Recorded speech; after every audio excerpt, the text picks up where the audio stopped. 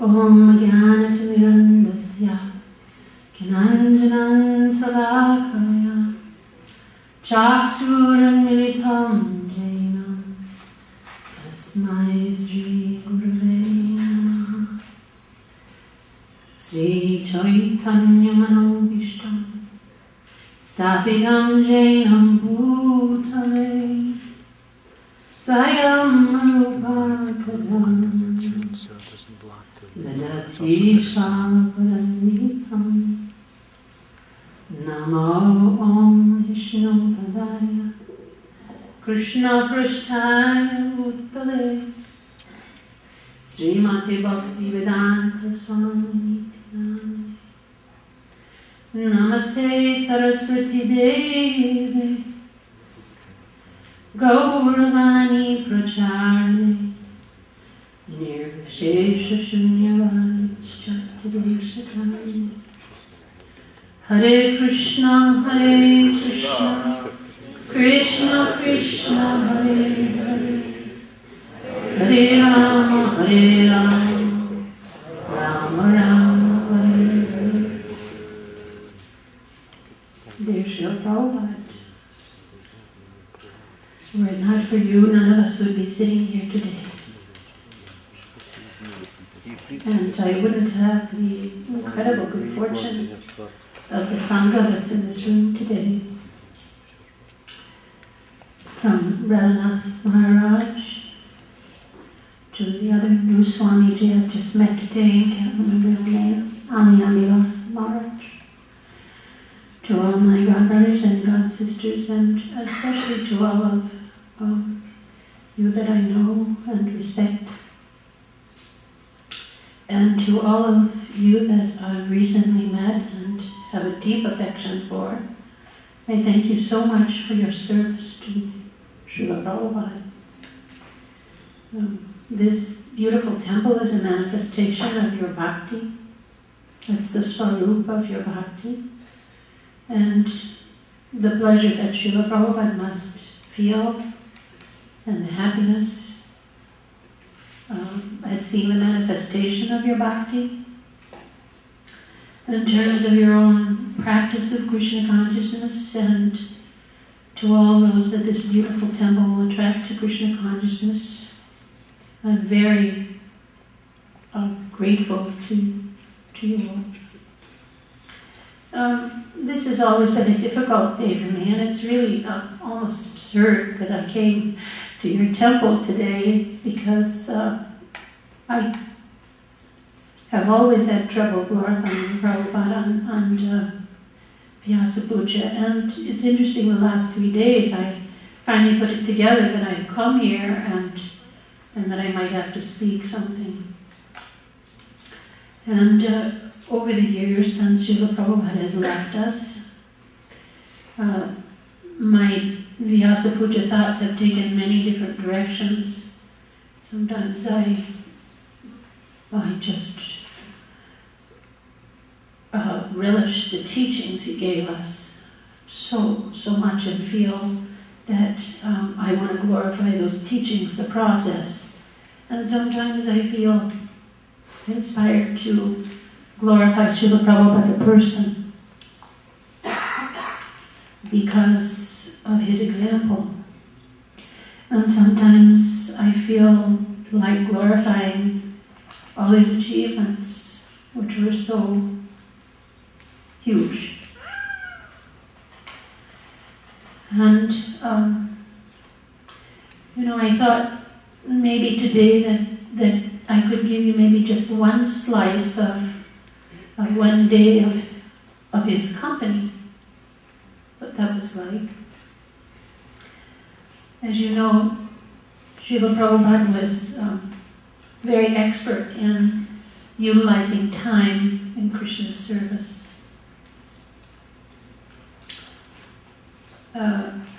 In that there was never a nanosecond of the day that Srila Prabhupada wasn't absorbed in the presence of his spiritual master and his spiritual master's instruction to him, and his desire to give Krishna consciousness to of us who didn't have the good fortune to be born in India, have an Indian body.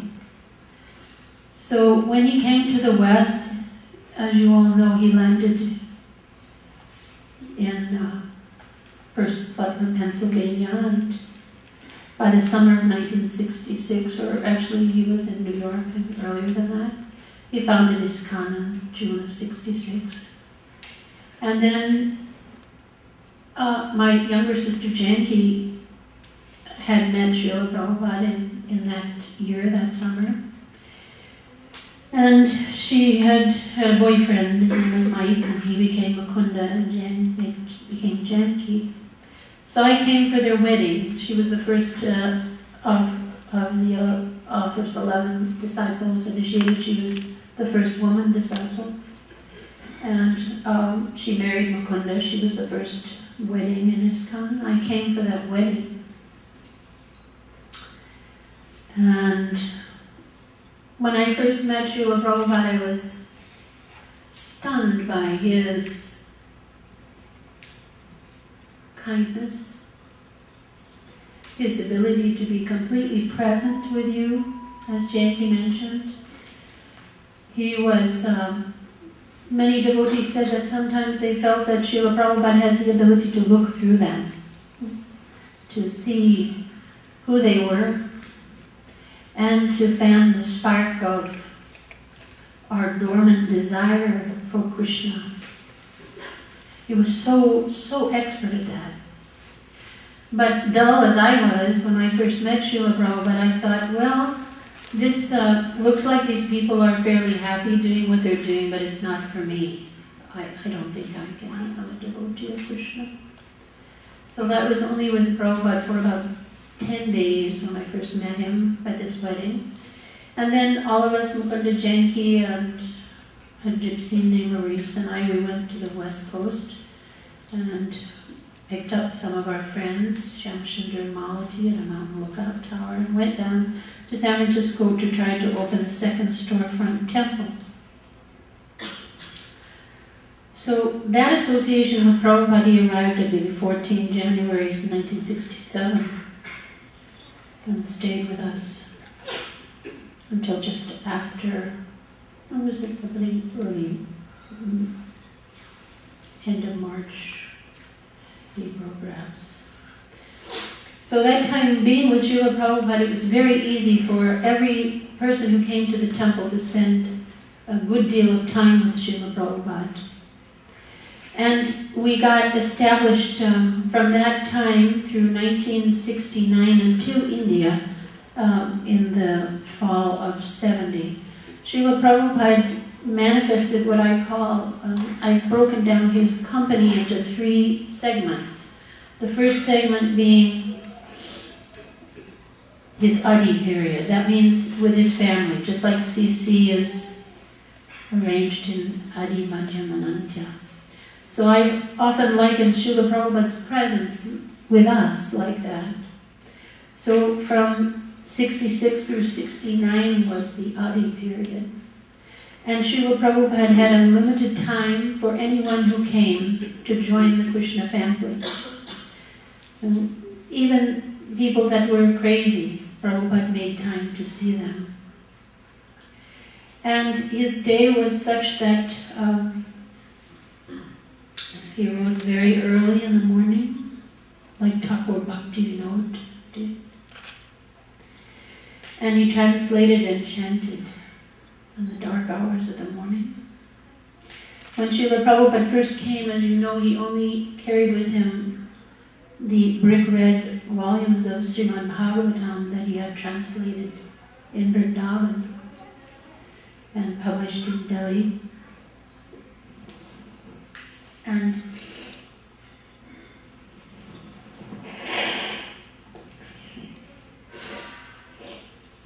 at this time, we didn't have a Bhagavad Gita to study, so sometimes Prabhupada would speak from Srimad Bhagavatam.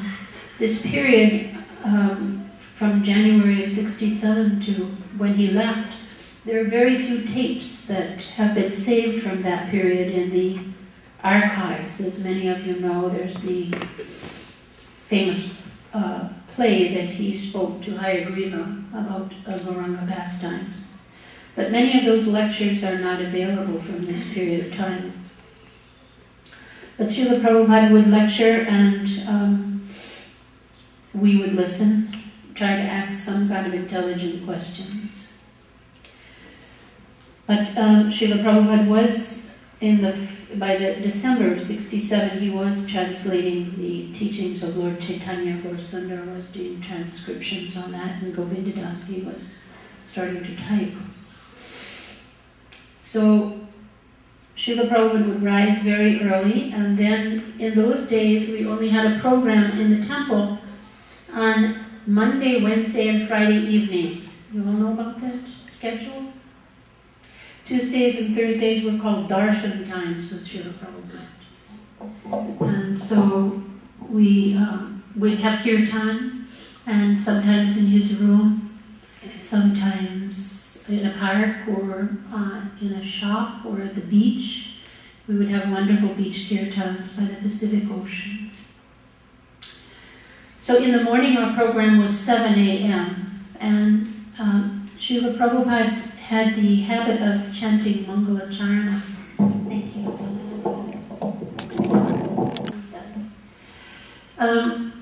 We had many instruments in the temple at the time. And we were on one side next to a Chinese laundry, and on the other side we were various people, the diggers and the Hells Angels. But Prabhupada trained us to try to have kirtan a little softly in the morning. It's one of the few instructions he gave us on performing kirtan in those very early days. And when Srila Prabhupada chanted this prayer, we would all play our instruments very softly. Prabhupada didn't chant quickly through this prayer, but very slowly. And of course we had no words, no songbook or anything at this time. But I remember all of us looking in rapt attention at Srila Prabhupada while he chanted. Most often he played kartals, and he had a specific way of playing kartals that was very beautiful. And it's the 1, 2, 3 rhythm on the third one where the kartals sizzle nicely. And we had instruments such as Coke bottle lids that were strung with a hole between them and put on a little ring, a little wire, and practically we had maybe 30 pairs of those, people playing. And then we had small kartals. And then we had timpani drums, you know, the drums that are there in a big symphony orchestra. So we rented those. This was in the storefront. Then there was the back of a piano where this was an upright piano where the back had been taken off, and it was played like a harp, the strings on the piano. Then we had a kelp horn from the Pacific Ocean, which was a piece of seaweed that was dried. And the kelp horn was around 15 feet long. Actually, we had 3 kelp horns. And then we had a fox horn, and we had an oboe, and we had 2 mridangas, and a pair of tabla drums. And that was all in a room about at 8, maybe at 12th the size of this room. And they were all played very softly, with Srila Prabhupada chanting Mangala Charana. And that lasted about 20 minutes, between 17 and 20 minutes. And sometimes you would look around the room and actually see people crying, just listening to Srila Prabhupada pray to Krishna. And we didn't even know what Srila Prabhupada was singing at the time, but he was singing it with such depth and feeling that you couldn't keep your eyes off of him. Sometimes when he would open his eyes, they were like watery gray eyes. And he would look down and see.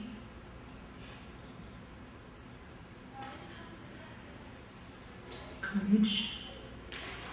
And then shake his head. after that, we hadn't installed responsive kirtans yet, so he would go chant, and everyone would chant Hare Krishna together. So that was in the morning.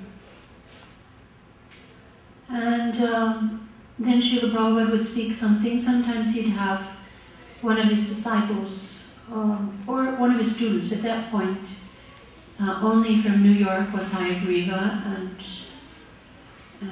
Janki and Mukunda and Haridas. First initiation was in January, and in that spring he initiated a good 12 of us.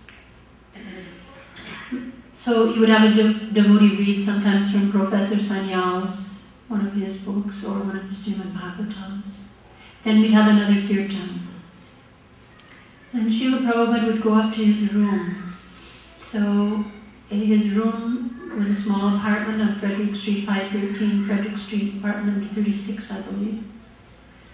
And he would go up there, and Janki Mukunda's was 2 doors down. I believe it was apartment 34. And Janki, she had a black cat that was a pet cat. And the cat's name was Skutzelbrunzer. Does everybody know from the Lilamrita pastimes about Skutzelbrunzer?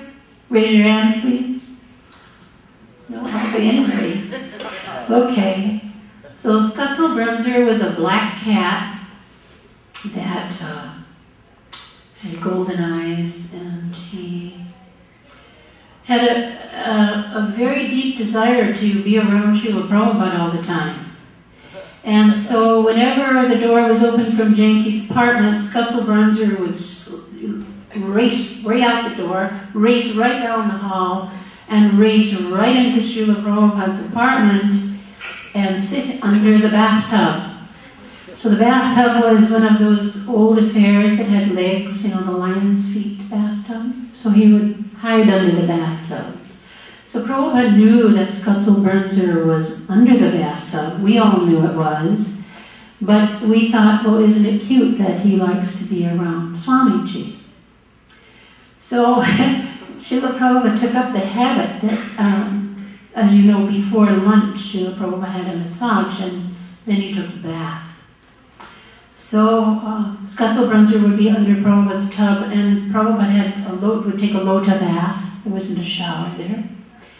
And when he took the bath, he knew that he played this game with the cat by taking a bath and splashing water all over the floor, not just in the bathtub.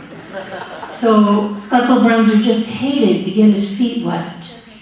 But Prabhupada splashed this water all over so that he knew when the cat would come out from underneath the tub, he'd get his feet wet. And sure enough, when that cat come out, he'd put a paw out and get it wet and bring it back in. And then he'd put it out and get it wet and shake it off. And it was the most horrendous thing to have his foot wet. So there was quite a relationship Prabhupada had with Janki's cat, Skutzel. One very wonderful pastime with that cat at this time.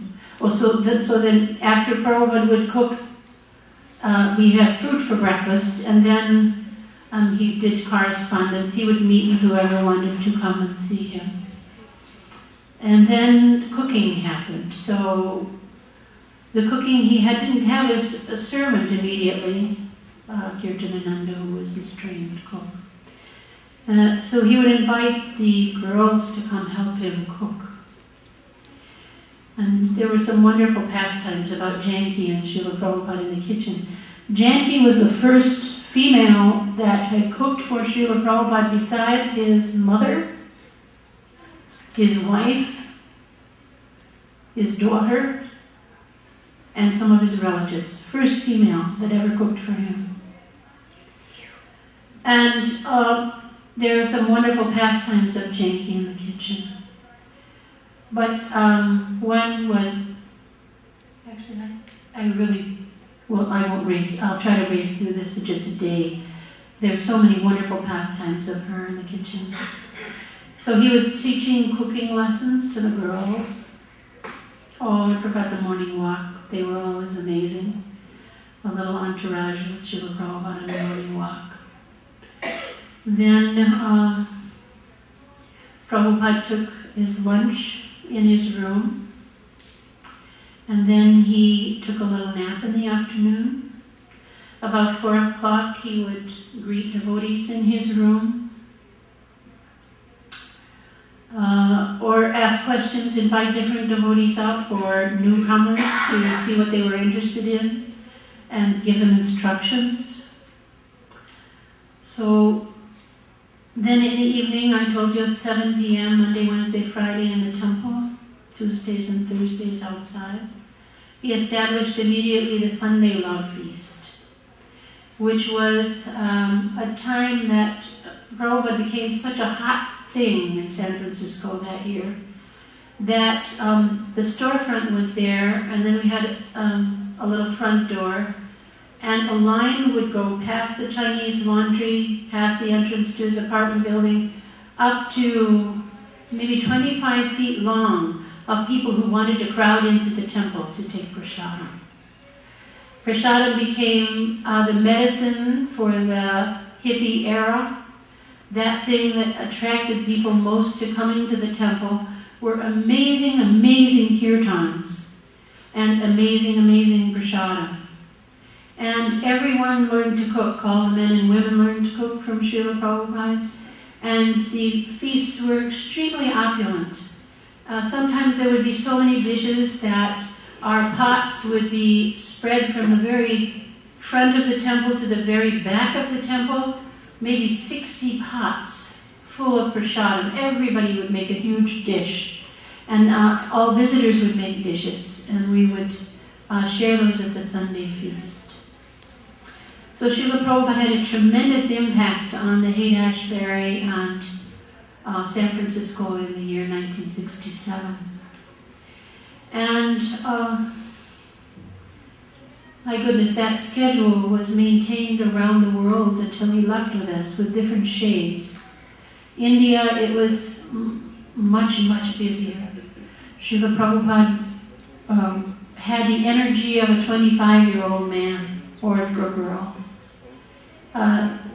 He could go with 2 or 3 hours of sleep and be so alert throughout the entire day, sometimes going to 5 or 6 engagements a day in India.